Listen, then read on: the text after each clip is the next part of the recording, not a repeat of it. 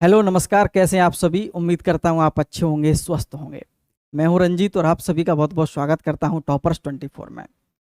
और जैसा कि आप सभी को पता ही लग गया होगा कि UP triple S C BDO यानी ग्राम पंचायत अधिकारी का जो सिलेबस है वो जारी कर दिया गया है।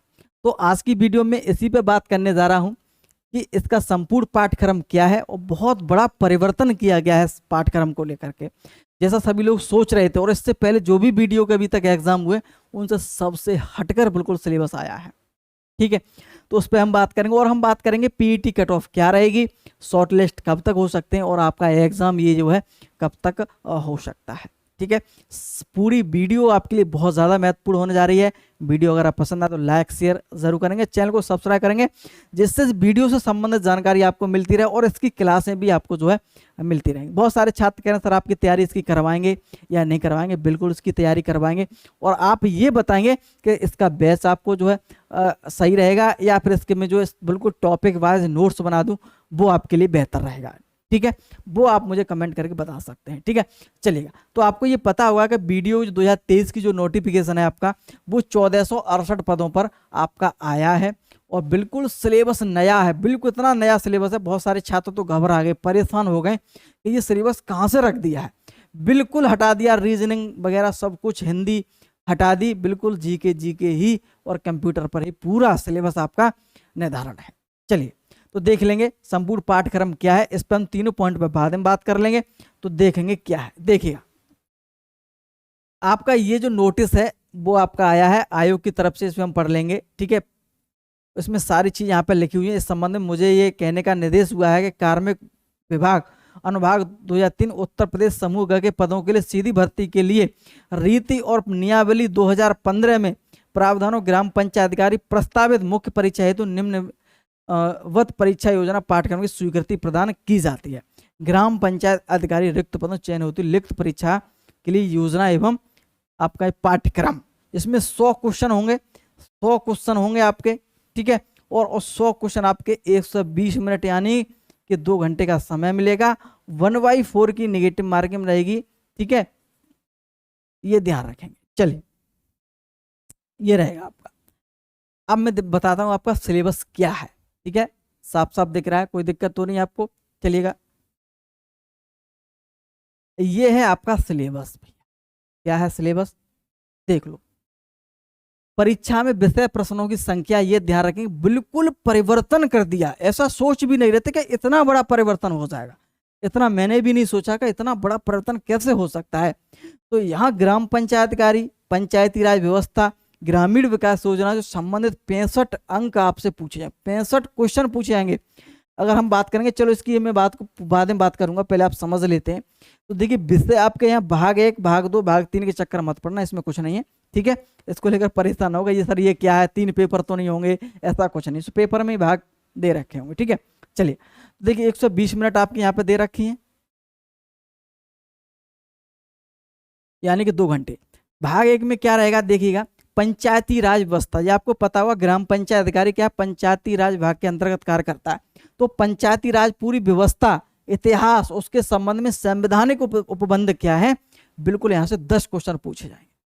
पंचायतों का वर्तमान जो स्वरूप क्या है, उत्तर प्रदेश के परिप्रेक्ष्य में जो पंचायतें हैं उनमें किस प्रकार का आरक्षण है, किस प्रकार से गठन होता है, प्रधान होता है, सदस्य कैसे, कितना कार्यकाल क्या होता है, सब चीजें इसमें जो है पूरा गठन लेकर के, पहले से लेकर के अंग्रेजों से शासन से लेकर के बिल्कुल अभी तक किस पर क्या परिवर्तन हुए, संवैधानिक विकास में क्या क्या इसमें पूरी व्यवस्था की गई है। पंचायती राज व्यवस्था पूरी शुरू से लेकर एंड तक आपको यहाँ पे समझनी पड़ेगी। अंग्रेजों के शासन काल से लेकर के मुगल कालों में क्या क्या व्यवस्थाएं की गई, इसमें क्या क्या परिवर्तन हुए, सारी चीजें व्यवस्था। फिर भारत स्वतंत्र हुआ, उसमें क्या क्या शुरुआत से लेकर के पंचायती स्तर को क्या क्या चीजें रही, संवैधानिक में किस प्रकार के परिवर्तन देखने को मिले, सारी चीजें यहाँ पे आपको इसमें पढ़नी होगी बहुत अच्छी तरीके से टॉपिक। ठीक है, तो पंचायती वर्तमान स्वरूप उत्तर प्रदेश के परिप्रेक्ष्य में 10 अंक आपसे पूछे जाएंगे, 10 क्वेश्चन या 10 अंक। ठीक है, पंचायतों में वित्तीय स्रोत क्या है, पंचायतों में वित्तीय स्रोत क्या क्या है, क्या कौन कौन सा टैक्स पंचायत लेता है और कहाँ कहाँ से उसे पैसा प्राप्त होता है, क्या क्या कार्य होते हैं, कहाँ कहाँ कार्य करना होता है, कौन कौन से अधिकारी कार्य करते हैं, ये सारी चीजें आपको पढ़नी होगी। पंचायती राज व्यवस्था को सशक्त करने के उपाय क्या है और इसे कैसे सुदृढ़ किया जा सकता है, वहां से 5 क्वेश्चन। और ग्रामीण विकास योजना, ये इंपॉर्टेंट है, 20 क्वेश्चन यहाँ से पूछे। जो ग्रामीण स्तर पर जो योजना चलाई जा रही हैं, अभी तक चली हैं, ठीक है, शुरू से लेकर के हम भारत स्वतंत्र हुआ तब से क्या क्या योजना है और इस सरकार ने कौन कौन सी योजनाएं चलाई हैं, वो सारी चीजें उत्तर प्रदेश की केंद्र सरकारी योजना जो ग्रामीण स्तर तक पहुंची हैं उन पर ज्यादा आपको फोकस करना होगा। ठीक है, तो यहाँ से 20 क्वेश्चन। और ग्राम पंचायत अधिकारी की क्या भूमिका है, ग्रामीण क्षेत्र में क्या कार्य कराने होते हैं, क्या क्या भूमिका रहती है, कौन से प्रमाण पत्र बना के तैयार करता है, वो सारी चीजें 10 क्वेश्चन। यहाँ से अगर मैं टोटल अगर जोड़ूंगा क्वेश्चन तो 65 क्वेश्चन होते हैं टोटल। और 65 क्वेश्चन आपके 65 अंक 100 में से बहुत बड़ी महत्वपूर्ण भूमिका निभाते हैं। और ये सारे कहाँ से हैं, पंचायती राज व्यवस्था, आपको चीज अच्छे से पढ़नी है, ग्रामीण विकास योजनाएं और ग्राम पंचायत अधिकारी की कार्य भूमिका क्या है पंचायत स्तर पर, वो सारी चीजें आपको यहाँ पे पढ़नी होगी। पूरा विभाग जो है किस प्रकार से वर्क करता है, बिल्कुल ग्राम स्तर से लेकर के जिला स्तर पर, जिला स्तर से प्रदेश स्तर और प्रदेश स्तर से आपका केंद्र स्तर तक पूरी जानकारी आपको पढ़नी होगी बहुत अच्छी तरीके से। ठीक है, चिंता मत करिए बिल्कुल। ये माने हो सकता है बहुत सारे स्टूडेंट का मन का ये जो है सिलेबस ना हो, लेकिन मेरे अनुसार पढ़ाने का जो बिल्कुल सिलेबस आया बिल्कुल एकदम अकॉर्डिंग आया। मैं आपको ऐसी तैयारी करा दूंगा जबरदस्त इसकी। ठीक है, चलिए, ये आपका यहाँ पे हुआ था। अब दूसरा भाग, दूसरे में आपको क्या है, कंप्यूटर पढ़ना है, सूचना प्रौद्योगिकी अवधारणा क्षेत्र में समसामयिकी प्रौद्योगिकी विकास। समसामयिकी ये मतलब होता है कि जो भी प्रौद्योगिकी विकास, जो टेक्निकल जो करंट है थोड़ी बहुत आपको पढ़ने को मिलती है विभिन्न मैगजीन में, तो वो सारी चीज पूछा और बाकी सब कंप्यूटर ही आपको पढ़ना है। ठीक है, तो 15 क्वेश्चन यहाँ से पूछे जाएंगे। 15 65 आपके कितने हो जाते हैं, 80। ठीक है, और यहाँ पे उत्तर भाग 3 में उत्तर प्रदेश का पूछा जाएगा 20 क्वेश्चन, यानी कि 100 क्वेश्चन आपको इस प्रकार से बन रहे हैं। ठीक है, उत्तर प्रदेश जी के बहुत अच्छे है, यहाँ से आपको अच्छे अंक लेके आने चाहिए। कंप्यूटर भी आप अच्छा कर लेंगे। उत्तर प्रदेश के लिए बहुत सारी बुक आती मार्केट में, वो पढ़ लेंगे। कंप्यूटर की बहुत सारी मार्केट में आती, ये बिल्कुल सिलेबस नया है, इसकी कोई भी बुक अभी मार्केट में ऐसी आपको देखने को नहीं मिलेगी। ये टॉपिक आपको एक एक करके अभी कंप्लीट करने होंगे। कोई बुक मार्केट में आएगी तो बताएंगे, मैं आपको कराऊंगा, इसको लेकर बिल्कुल परेशान हूं। मैं नहीं बोल रहा, एक बार पन्या बोल रहा हूँ, आप बता देंगे मैं वो ही कर दूंगा। अगर आप कहेंगे सर बैच ले आइए तो बैच ले आएंगे, अगर आप कहेंगे सर आप इसके नोट्स स्पेशल बना दो पूरे टॉपिक के तो पूरा, तो वो बना देंगे हम, जैसा आप चाहेंगे वैसा कर लेंगे। ठीक है, चलिए, अब ये तो मैंने आपको डिटेल में बता दिया 100 क्वेश्चन किस प्रकार। अब पाठ्यक्रम पूरा समझ लेंगे, देखो क्या है, और पाठ्यक्रम को समझ लेंगे। इसे मैं हटा दूंगा एक बार, ठीक है, इसको थोड़ा हाईलाइट कर दे, समझ लेंगे। देखिए अब देखो पाठ्यक्रम में है क्या आपका, पंचायती राज व्यवस्था जो भाग 1 में आपका इतिहास, उसके संबंध में संवैधानिक उपबंध। तो देखिए मैंने आपसे क्या बोला था कि ब्रिटिश काल से क्या क्या पंचायत व्यवस्था रही है, स्वतंत्रता प्राप्ति के बाद भी क्या क्या व्यवस्था है, क्या सुदृढ़ीकरण हुआ है, क्या संवैधानिक उपचार हैं, क्या पंचायत राज व्यवस्था क्या है, महत्वपूर्ण क्या क्या संशोधन है, वो सारी चीजें यहाँ पे पढ़ने पड़ेंगे। एक एक टॉपिक आपको जो है पढ़ना पड़ेगा बहुत अच्छी तरीके से। पेपर आपको जैसा लग रहा है कि इतना सरल पेपर नहीं आएगा, पेपर एकदम धांसू आएगा, मैं पहले ही बोल रहा हूँ। और इसको बेहतरीन तैयारी करनी है। कट ऑफ पेपर इस प्रकार का है, नया सिलेबस है, तो कट ऑफ ज्यादा नहीं जाएगी, ये ध्यान रखें। लेकिन फिर भी ऐसा नहीं कह सकते कि बहुत कम चली जाएगी, ठीक है, क्योंकि पेपर बिल्कुल नया देखने को मिलेगा इस बार। ठीक है, फिर दूसरा आपका टॉपिक है पंचायतों का वर्तमान स्वरूप क्या है, उत्तर प्रदेश के परिप्रेक्ष्य में से चीजों को समझें। उत्तर प्रदेश राज्य में पंचायत संस्थान विधायी प्रक्रिया क्या है, राज्य निर्वाचन आयोग को पंचायत निर्वाचन भूमिका क्या है, ग्राम पंचायतों का गठन कैसे होता है, कौन कौन सी समितियां होती हैं, ग्राम पंचायतों का अधिकार क्या होते हैं, पंचायती राज व्यवस्था क्या है, चुनौतियां समाधान क्या है, उन चीजों को। और मुझे ये भी पता है कि क्वेश्चन जो है कहाँ से पूछेगा। कुछ टॉपिक तो ऐसे हैं वहां से क्वेश्चन आएगा ही नहीं, देख लेना। कुछ टॉपिक ऐसे हैं कि क्वेश्चन भर के उसमें से आ जाएंगे। ठीक है, चलिए, जैसे कि यहाँ पे आप देख रहे होंगे ना, ग्राम पंचायतों का गठन और पंचायत की समिति, यहाँ से क्वेश्चन बहुत अच्छा आता है। आरक्षण को लेकर क्वेश्चन हमेशा जो आयोग पूछता है। पंचायती राज की कार्य व्यवस्था है आपकी, ठीक, संवैधानिक विकास क्या है, किस प्रकार से स्टार्टिंग इसकी जो है हुई है पंचायत स्तर की, तो वो सारी चीज यहाँ से रहेगी। पंचायतों को वित्तीय स्रोत क्या है, ठीक है, उन चीजों को उपकर, आयकर, राज्य वित्त आयोग को संरचना, अधिकार क्या है, ठीक है, तो ये सारी चीजें की भूमिका क्या है केंद्र राज्य की इसमें, तो इसको चीज हम समझ लेंगे। उत्तर प्रदेश के पंचायतों में सशक्तिकरण हेतु उठाए गए कदम अभी तक कैसे था, कौन सी सरकार ने क्या कदम उठाए इसको लेकर के। पंचायती राज व्यवस्था को सशक्त करने के उपाय क्या क्या है, पंचायत सिटीजन चार्टर, पंचायती सचिवालय बनाए गए, ग्राम सचिवालय बनाए गए, पंचायत सहायक की जो सहायक जो बनाए गए उनकी भूमिका क्या रहती है, कॉमन सर्विस सेंटर है जो आपका पंचायती स्तर पर कल्याणकारी योजनाएं किस प्रकार से चलाई जाती हैं, जन्म मृत्यु प्रमाण पत्र कौन बनाता है, किस प्रकार का, जो चीज़ सारी चीज़ें आप पढ़ने हो, ग्राम विकास योजना, ये इंपॉर्टेंट है बहुत ज़्यादा, यहाँ से क्वेश्चन आपको बहुत अच्छे देखने को मिलेंगे। ठीक है, तो राष्ट्रीय ग्राम स्वरोज अभियान आपका, स्वच्छ भारत मिशन, पेयजल योजना, ग्रामीण स्वास्थ्य योजना, भारत सरकार पंचायती राज विभाग द्वारा जो योजनाएं चलाई जा रही हैं उनको पढ़ना है, स्पेशल यहाँ पर डिटेल भी दे दी है आपको। ठीक है, कुछ योजना ऐसी जिसमें फेज 1 फेज 2 में, तो उनको भी आपको पढ़ना है। ठीक है, चलिएगा, पंचायत अधिकारी जो आपका है उसके क्षेत्र में भूमिका क्या है, जन्म मृत्यु पंजीकरण है, आदर्श ग्राम पंचायत बनाने में क्या क्या इसकी योग्यताएं, क्या क्या भूमिका रहती है, उसको पढ़ लेंगे। कंप्यूटर आपको जो है पढ़ लेंगे, कंप्यूटर पूरा जो है आपको कंप्यूटर सूचना परिचय, hardware software, operating system, spreadsheet, email, social network, e governance जानकारी, डिजिटल वित्तीय उपकरण अनुप्रयोग, इंटरनेट, ठीक है, वर्ल्ड वाइड वेब, ठीक है, भविष्य के कौशल, साइबर सुरक्षा, कंप्यूटर सूचना प्रौद्योगिकी, ये सारी चीज़ें आपको जो टॉपिक यहाँ पे अब पढ़ रहे होंगे। ठीक है, तो ये सारी चीज़ें आपको जो है पढ़नी होंगी। एक टॉपिक और रहेगा आपका, जैसे हम बात करेंगे उत्तर प्रदेश के राज्य संबंधित जानकारी क्या क्या, उत्तर प्रदेश के विशिष्ट ज्ञान, इतिहास, संस्कृति, कला, वास्तुकला, त्योहार, लोक नृत्य, भाषाएं, विरासत, जलवायु, मिट्टी, खनिज संसाधन, अर्थव्यवस्था, कृषि, उद्योग, व्यवसाय, सारी और प्रशंसाएं घटनाओं, सारी चीजें आपको यहाँ पे उत्तर प्रदेश में पढ़नी होगी। ठीक है, यहाँ से 20 क्वेश्चन आपसे पूछे जाएंगे। तो ये तो आपका है सिलेबस। कुछ छात्रों को लग रहा होगा सिलेबस बहुत कठिन है, कुछ छात्रों को ऐसा भी लग रहा होगा कि बहुत सरल है, जो पीसीएस लेवल की तैयारी कर रहे हैं उनको ऐसा लग रहा होगा ठीक है हमारे स्तर का है इसमें, और इसमें जो है रीजनिंग खत्म कर दी बिल्कुल, हिंदी भी आपकी एक तरह से बिल्कुल खत्म कर दी है, इनका कोई रोल अब नहीं है। 100 क्वेश्चन आपको सिर्फ में पूछे जाएंगे जैसे कि आपको बता चुका हूँ।